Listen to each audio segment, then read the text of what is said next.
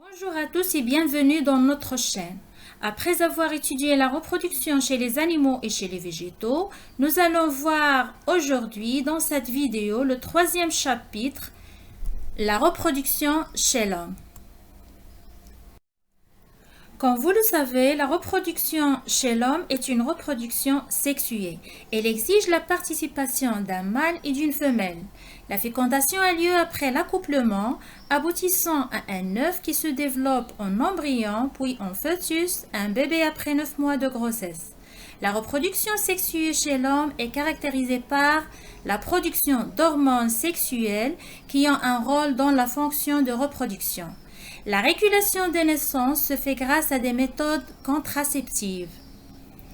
يتطلب التوالد الجنسي عند الإنسان وجود ذكر وأنثى ينتجان الأمشاج التي تلتقي فيما بينها خلال ظاهرة الإخصاب لتعطي بيضة تتطور إلى حميل ثم إلى جنين يخرج إلى الوجود بعد 9 أشهر من الحمل. يتميز التوالد الجنسي عند الإنسان بإنتاج هرمونات جنسية لها دور في وظيفة التوالد، كما يمكن للإنسان التحكم في فترات الإنجاب باللجوء إلى طرق مختلفة.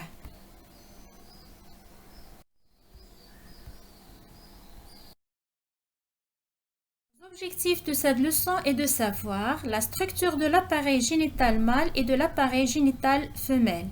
Le rôle des testicules et des ovaires chez l'homme. Comment se réalise la fécondation? Les étapes et les changements qui affectent l'évolution de l'œuf de la fécondation jusqu'à la naissance. Comment se déroule l'accouchement? Et les méthodes utilisées pour la régulation des naissances. بنية الجهاز التناسلي الذكري والجهاز التناسلي الأنثوي. دور الخصيتين والمبيضين عند الإنسان. كيف يتم الإخصاب عند الإنسان؟ المراحل والتطورات التي تطرأ على البيضة من الإخصاب حتى الولادة. كيف تتم الولادة؟ وأخيرا ما هي طرق تنظيم النسل؟ On va commencer par la première partie, la production des gamètes et des hormones sexuelles chez l'homme. إنتاج الأمشاج والهرمونات الجنسية عند الإنسان. La reproduction chez l'homme est sexuée telle que le mâle produit des gamètes mâles et la femelle produit des gamètes femelles. La production de gamètes commence à partir de la puberté. إذن يعتبر التوالد عند الإنسان جنسيا بحيث ينتج الذكر أمشاجا ذكرية والأنثى أمشاجا أنثوية. يبدأ إنتاج الأمشاج عند البلوغ. إذن la question qu'on doit poser c'est quelles sont les caractéristiques de la puberté. ما هي مميزات البلوغ؟ C'est quoi la puberté? La période de la vie de l'homme qui consiste au passage de l'enfance à l'homme adulte passe par la puberté. Alors, la puberté est une étape du développement humain. Elle se manifeste par des modifications physiques et physiologiques chez le garçon et chez la fille et qui les rendent capables de se reproduire. La puberté se caractérise par deux types de caractères sexuels. البلوغ إذن هو مرحلة من مراحل النمو عند الإنسان تتمثل في حدوث تغيرات فيزيائية وفيزيولوجية عند الذكر والأنثى والتي تجعلهما قادرين على التوالد. يتميز البلوغ بنوعين من الصفات الجنسية.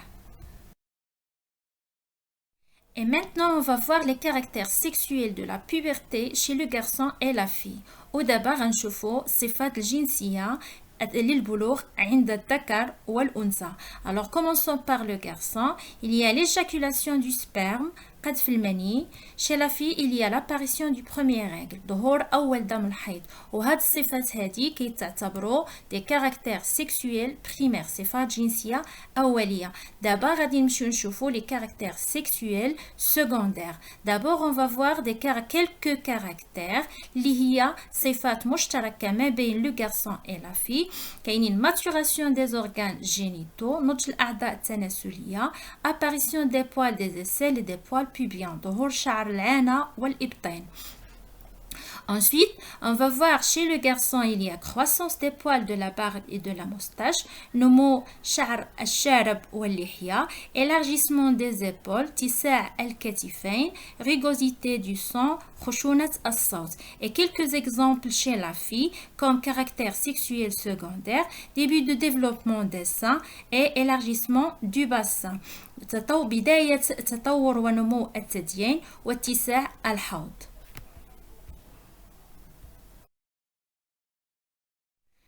Deuxièmement, les organes reproducteurs et leurs fonctions. الأعضاء التناسلية ووظائفها. Premièrement, l'appareil génital humain.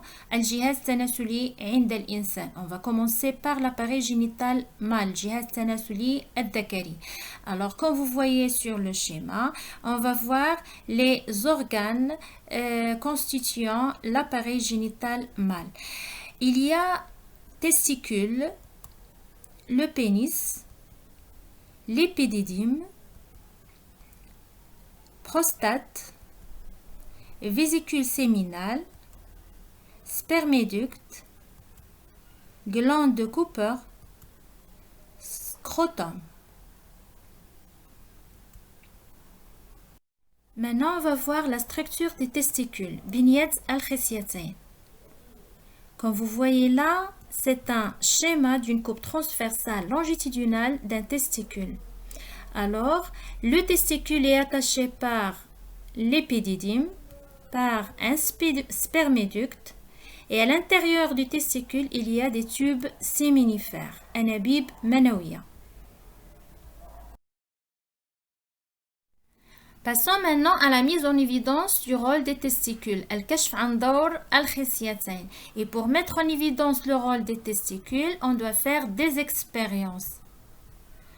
Commençons par la première expérience. Ablation des testicules chez une souris adulte. يعني استئصال الخصيتين لفأر بالغ. إذا قمنا بإزالة كلية للخصيتين عند فأر بالغ.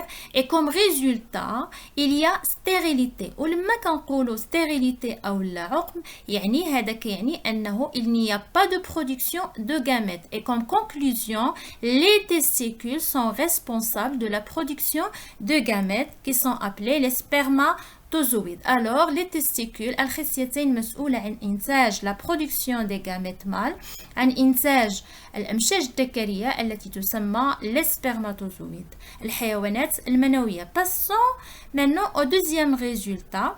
atrophie des organes reproducteurs يعني ضمور الأعضاء التناسلية وتراجعها عن النمو. إذا كنتيجة لابلاسيون أو لاستئصال الخصيتين حصلنا على atrophie des organes reproducteurs. وهذا يعني أن les testicules sont responsables au développement et la maturation des organes reproducteurs.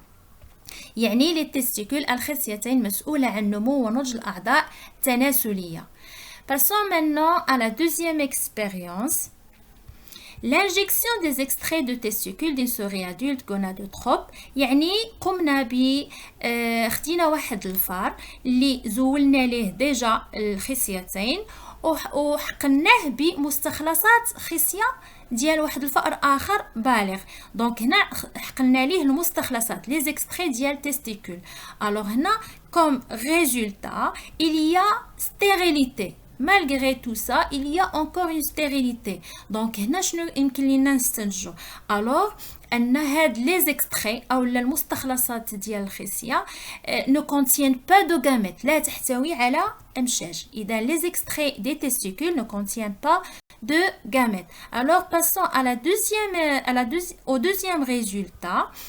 Alors نتيجة هاد الحقن ديال les extraits ديال testicule لواحد الفأر بالغ حصلنا على réapparition des caractères sexuels. بمعنى أن الأعضاء التناسلية الضامرة تعود إلى حالتها الطبيعية. وهذا يعني أن les extraits de testicules sont responsables à la réapparition, يعني l'apparition des caractères sexuels. يعني المستخلصات مسؤولة عن ظهور الصفات الجنسية. donc هنايا وهاد المستخلصات ils sécrètent quoi? Ils sécrètent أو لا les testicules sécrètent des hormones responsables de l'apparition des caractères sexuels. الخصيتين تفرز هرمونات مسؤولة عن ظهور الصفات الجنسية.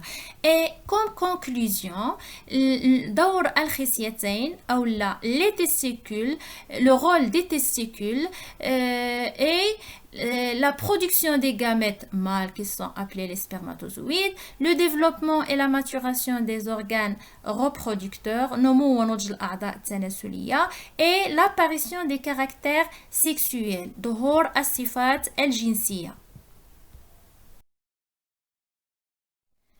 Et comme remarque, vous avez là une coupe de tubes séminifères.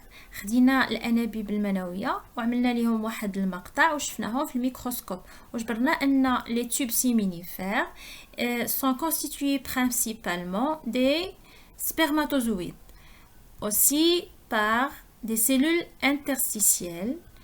Il y a la paroi et aussi des capillaires sanguins. Alors هنا بغيت نقول ان لو تيستيكول كيتكون من دي تيوب سيمينيفير. هنا عندنا comme vous voyez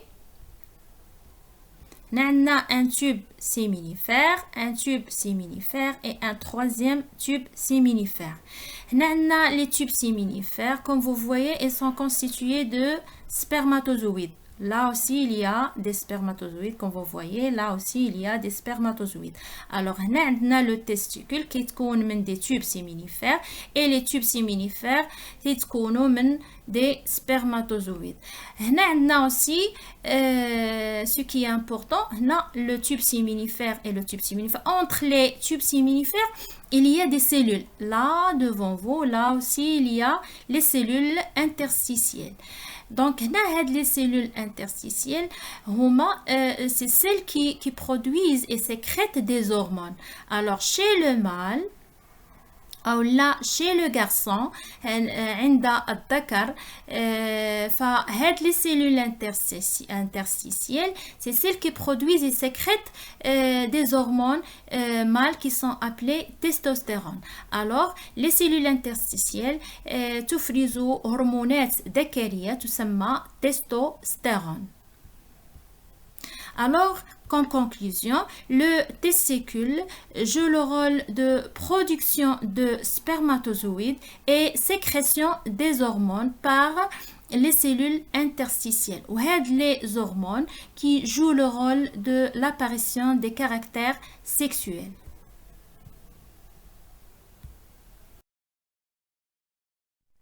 Comme on a déjà vu chez le mâle, on va voir maintenant l'appareil génital femelle, الجهاز التناسلي الأنثوي. De quoi il est constitué?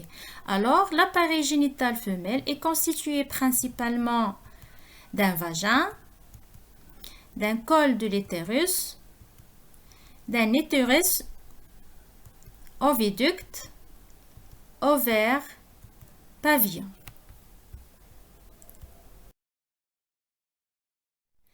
Et ça, c'est un schéma de l'appareil génital femelle vu de face.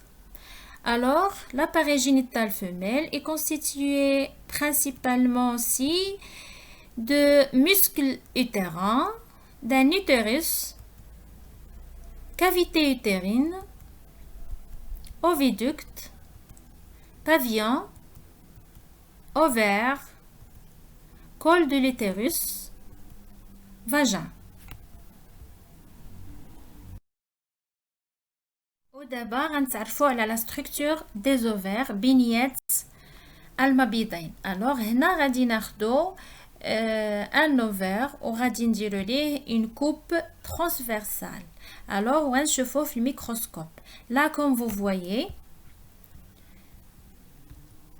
alors هنا خدينا un ovaire ودرنا ليه une coupe transversale وشفناه في الميكروسكوب. alors comme vous voyez لاحظنا ان l'ovaire il est constitué de follicules. alors tout ça ce sont des follicules. Mise en évidence du rôle des ovaires. الكشف عن دور المبيضين. Et pour mettre en évidence le rôle des ovaires, on va faire des expériences. Et on remarque là, il y a les mêmes expériences qu'on a déjà fait avec le mâle. On va les faire aussi avec la femelle. Alors, la première expérience, Ablation des ovaires chez une souris adulte. استئصال المبيضين لفأرة بالغة. Alors, comme résultat, il y a stérilité. La même chose le matin pour la stérilité, il n'y a pas de production de gamètes. Alors, comme conclusion, les ovaires sont responsables de la production des gamètes femelles qui ont appelé les ovules. Alors, qui sont appelés les ovules. Alors, المبيضين مسؤولين أو مسؤول عن إنتاج الأمشاج الأنثوية التي تسمى les ovules البويضات. Alors, le deuxième résultat ناتجة عن استئصال المبيضين أو l'ablation des ovaires. هنا عندنا ضمور الأعضاء التناسلية, atrophie des organes reproducteurs. Alors, من هنا كنقولوا aussi que les ovaires sont responsables du développement et la maturation des organes reproducteurs. نمو ونضج الأعضاء التناسلية. Passons maintenant à la deuxième expérience. Injection des extraits d'ovaires à une souris adulte gonadotrope. إذن هنا قمنا بحقن مستخلصات المبيض لفأرة بالغة اللي ديجا مستأصلة الغدد التناسلية. Alors comme résultat il y a stérilité. Donc هنا les extraits ما كيحتويوش على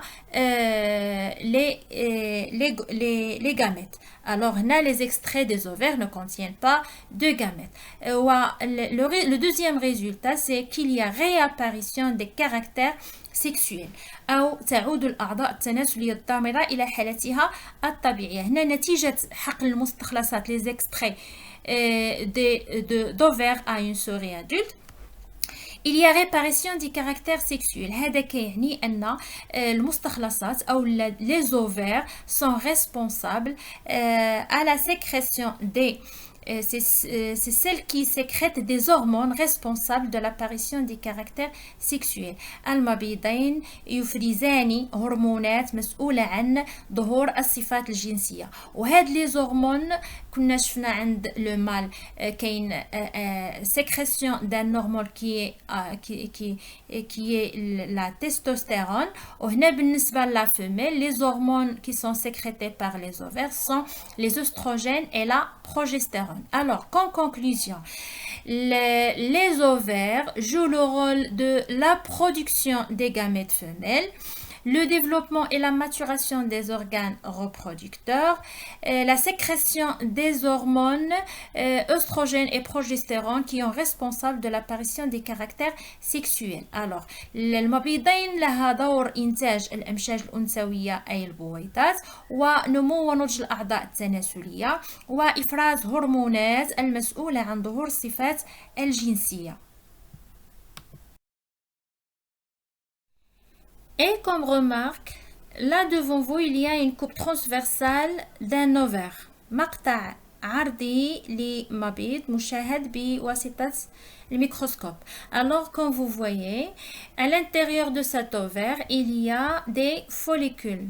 Là, comme vous voyez, il y a follicule avant maturation, follicule جريبات قبل النضج أو لا جريبات فتية. هنا عندنا un follicule mûr, جريب ناضج. Là, à l'intérieur de ce follicule mûr, il y a un ovule. Alors, من هنا يمكن لنا نقولوا les ovules sont produits à l'intérieur de l'ovaire et sont stockés dans les follicules. Alors, البويضات يتم إنتاجها داخل المبيض وتخزن داخل جريبات. Et comme conclusion, la reproduction chez l'homme est une reproduction sexuée, c'est-à-dire il nécessite un mâle et une femelle. Les gonades du mâle sont les testicules. Un testicule a deux rôles. La production des gamètes mâles qui sont les spermatozoïdes et la sécrétion d'un hormone, le testostérone. Et pour la femelle, les gonades femelles sont les ovaires. L'ovaire a deux rôles, la production des gamètes femelles qui sont les ovules et la sécrétion des hormones, les œstrogènes et la progestérone. Alors, comme conclusion aussi de tout ce qu'on a déjà dit, à partir de la puberté, la fonction des testicules et la production de gamètes et la sécrétion de testostérone sans arrêt. Mais les ovaires, leur rôle est la production de gamètes et la sécrétion des hormones, les oestrogènes et la progestérone de manière périodique pour s'arrêter à la ménopause. Alors ابتداء من البلوغ وظيفة الخصيتين هي إنتاج الأمشاج وإفراز هرمون التستوستيرون بدون توقف. إذا هنا بالنسبة للتستيكول الدور ديالهم هو إنتاج الأمشاج لا برودكسيون دو غاميت وإفراز نوع واحد من الهرمونات اللي كيتسمى التستوستيرون بدون توقف يعني طيلة الحياة. بينما لي زوفير شي لا فيميل المبيضين الدور ديالهم هو لا برودكسيون دو غاميت انتاج الامشاج اللي هما لي زوفول وافراز لا سيكريسيون دي هرمون اللي عندها نوعان دو تيب دو هرمون اللي هما لي زوستروجين اي لا بروجستيرون ولكن الانتاج ديال هاد لا سيكريسيون الافراز ديال هاد لي هرمون عند لا فيميل دو مانيير بيريوديك يعني بشكل دوري لكي يتوقف في سن لا مينوبوز. هاد لا مينوبوز بالعربيه هي سن الضهي. Alors comme définition de la ménopause, c'est un âge de l'arrêt des règles du cycle ovarien chez une femme. وهذا لاج فيه كتتوقف دم الحيض عند المرأة واللي هو كيتراوح تقريبا ما بين 45 حتى ل 50 سنة فما فوق. إذا هذه هي السن اللي كتبقى فيها لا فام ما كتقدرش اي incapable de sécréter de produire les gamètes femelles اللي هما les ovules. Alors, merci pour votre attention. J'espère que vous avez bien compris et à la prochaine vidéo, Inch'Allah.